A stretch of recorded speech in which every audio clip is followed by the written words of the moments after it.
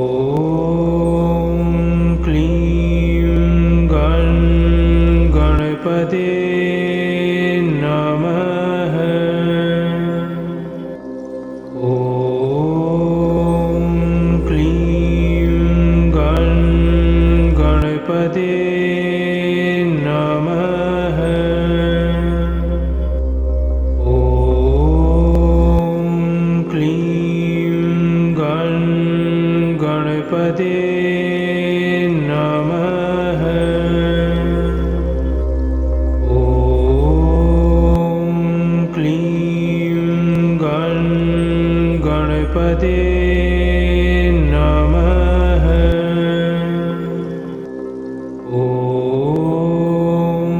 क्लीं गणपते नमः। ॐ क्लीं गणपते नमः। ॐ क्लीं गणपते नमः। ॐ क्लीं गणपते नमः। ॐ क्लीं गणपते नमः। ॐ क्लीं गणपते